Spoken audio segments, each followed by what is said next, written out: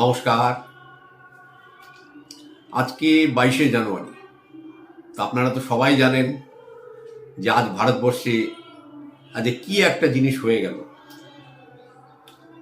ভগবান শ্রীরামের বাল্য মূর্তির প্রতিষ্ঠা করা হলো এবং একটা দীর্ঘ দিনের একটা সংকল্প, একটা বাসনা, একটা পরিকল্পনা আজকে বাস্তবায়িত হলো।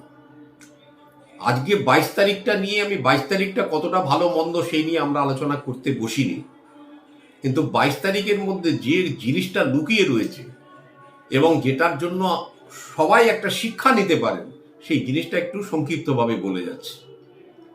22 তারিখে প্রথমে দেখুন 2+2 কত হলো 4, এবং 22 তারিখ 22/1/2024 টোটাল করুন।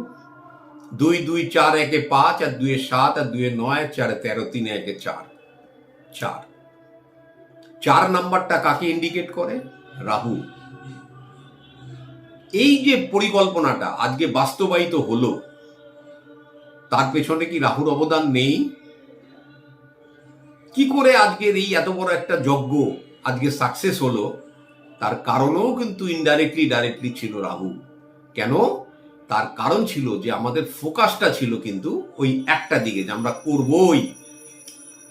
সেই রকমই মানুষের জীবনে লক্ষ্যটাকে যেদিনকে স্থির করতে পারবেন সেই দিনকে দেখবেন সবচেয়ে বড় উপযোগী গ্রহটার নামই হলো রাহু। এই রাহু যেই শুনবে যে বাবা রাহু তো বড় খারাপ জিনিস, ম্যালেফিক প্ল্যানেট, কিন্তু আপনার যদি জীবনের লক্ষ্যটা ঠিক থাকে তার সাকসেস লিখে রাখবেন যে 100%। এই হলো রাহু। মানে রাহু যেখানে মনে করুন কোনো কাজ এক্সিকিউট করে, তার লক্ষ্য স্থির রেখে তাকে কেউ আটকাতে পারে না। আজকে অনেক বাধা এসছে এই কাজ করতে গিয়ে, অনেক রকম আইনি বাধা, অপোজিশনের বাধা, নানান রকম বাধা তো এসছে, সেগুলো কিন্তু ওভারকাম করে গেছিল, কেন লক্ষ্যটা স্থির ছিল। অতএব আপনাদের জীবনের যদি লক্ষ্য স্থির রাখতে পারেন, একটা দিকে ফোকাস রাখুন মাইন্ডটাকে, দেখবেন জীবনের সাকসেসটা কিন্তু আপনার হাতে মুঠোয়। নমস্কার, সবাই ভালো থাকুন।